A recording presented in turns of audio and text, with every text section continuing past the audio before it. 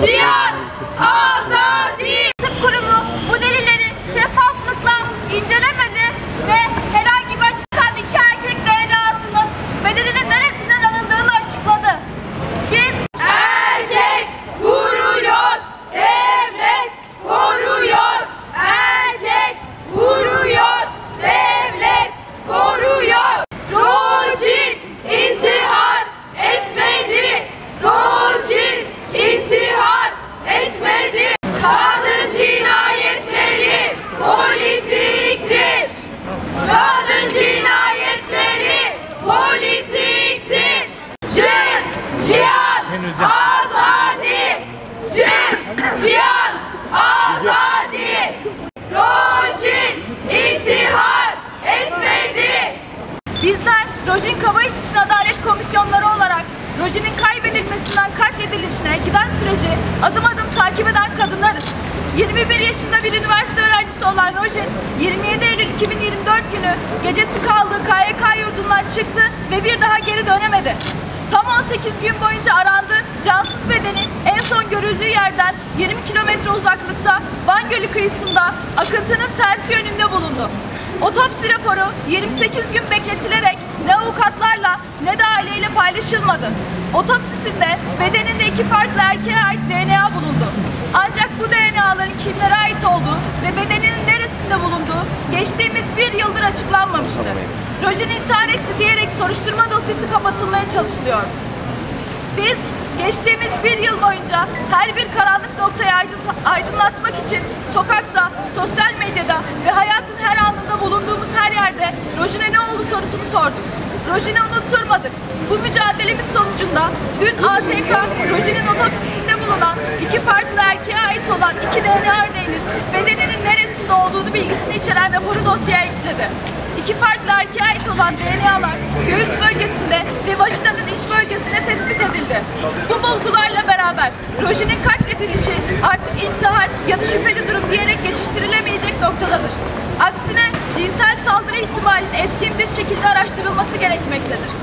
Geçtiğimiz bir yılda erkek yargı, kadınların yaşam haklarını korumak, Rojin için adaleti sağlamak ve failleri açığa çıkarmak yerine kamuoyunu susturmaya çalıştı. Adli tıp raporlarından kamera görüntülerine, telefon sinyallerinden DNA örneklerine kadar pek çok kritik bulgu ya kamuoyundan gizlendi ya da çelişkilerle dolu bir şekilde bazı medya gruplarınca aktarıldı. Mücadelemizde ortaya çıkardığımız gelişmeler ışığında şimdi Rojin'in bedeninde bulunan iki erkek DNA'sının kimlere ait olduğu tespit edilip şüpheliler gözaltına alınmalıdır. Adli Tıp Kurumu iki erkek DNA'sının kimlere ait olduğunu dosyaya sunmak ve kamuoyunda açıklamak zorundadır. İntihar etti diyerek Rojin'in katledilişinin üstü örtülmeye çalışıldı. Hukuki dayanaktan yoksun bir şekilde dosyaya kısıtlılık kararı getirildi. Dosyaya yeni atanan savcı ile bu kısıtlama kararı kısmi bir şekilde kaldırılmıştır. En baştan beri bu somut herhangi bir gerekçesi olmayan kısıtlılık kararının dosyanın selameti için değil, gerçeklerin aileden ve avukatlardan gizlenmesi için getirildiğini biliyoruz demiştik. Dün Adli Tıp Kurumu'nun Rojin'in otopsi raporunun dosyaya eklemesiyle öğrendik ki savcı ve ATK bir yıldır ellerinde bulunan bilgileri gizlemişlerdir. Bu delillerin karartılmasıdır. Gizlenen suç işlenmesidir. Cinayete ortaklıktır. Van Barosu ve Ahmet Barosu ortak yaptığı açıklamada ATK hakkında suç duyurusunda bulunulduğunu aktardılar. Biz de sürecin takipçisi olacağız. Biz kadınlar soruyoruz. Gizlenmek istenen nedir? Hangi ilişkiler, hangi ihmaller açığa çıkmasın diye Rojin için adaletin sağlanmasının önüne bu kadar engel çıkarılıyor. Bugün Rojin'in davası bize şüpheli kadın ölümlerinin nasıl görünmez kılındığını bir kez daha hatırlatıyor. Bu topraklarda özellikle son yıllarda şüpheli kadın ölümleri haberlerinin çoğaldığını görüyoruz ve kadın cinayetlerinin etkin araştırılmadığını, intihar denilerek şüpheli ölüm başlığı atılarak hiçe sayıldığını biliyoruz.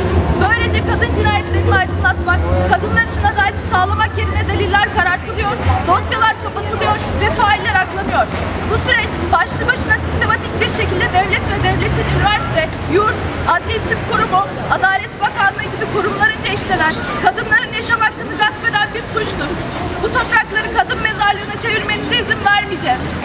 Erkek devletin kadın cinayetlerindeki sistematik cezasızlık politikalarıyla ilk defa karşılaşmıyoruz. Çünkü Rojin Kabayiş yalnız değil. Tıpkı Şule Çetin, Nadire Kadirova'nın, Gülistan Doku'nun ve daha nice kadının katledilişine ve kaybedilişine benzer şekillerde üstü kapatılmaya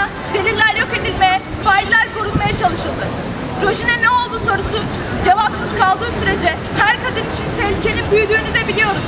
Bunun en acı örneğini bir ay önce Van Gölü'nde Şilan Tekin'in cansız bedeni bulunduğunda gördük. Eğer Rojin için adalet sağlanmış olsaydı, bugün Şilan için de aynı senaryo yazılmaya çalışılmış olmazdı. Şilan Tekin'in ne oldu sorusuyla karşı karşıya kalmazdı. Şilan şu an aramızda olurdu. İşte bu yüzden biz kadınlar gerçekleri saklamaya, delilleri karartmaya, failleri aklamaya dönük tüm gelişmelerin karşısında dimdik duruyoruz. Biliyoruz ki Rojin Kaba için adalet mücadelesi sadece bir davaya ilişkin değil, bütün kadınlar için adalet ve yaşam hakkı mücadelesidir. Talepleriniz net. Van Başsavcılığı TCK 102'ye göre nitelikli cinsel saldırı kapsamında soruşturmayı genişletsin. İstanbul ATK İhtisas Kurulu yeni rapor hazırlasın. ATK Rojin'in bedeninde bulunan 2 farklı erkeğe ait DNA örneklerinin kimlere ait olduğunu açıklasın. Dosyadaki gizlilik kararı derhal kaldırılsın. Aile ve kamuoyu gerçeğe ulaşabilsin. Eksik bırakılan deliller toplanıp şeffaf biçimde açıklansın. Rojin'in ölümünde ihmali, karartması ve sorumluluğu bulunan tüm kişi ve kurumlar hesap versin. Kadınların yaşam hakkını korumak için devlet görevini yerine getirsin. Rojin'in ailesi yalnız bırakılmasın. Gereken hukuki ve manevi destek verilsin.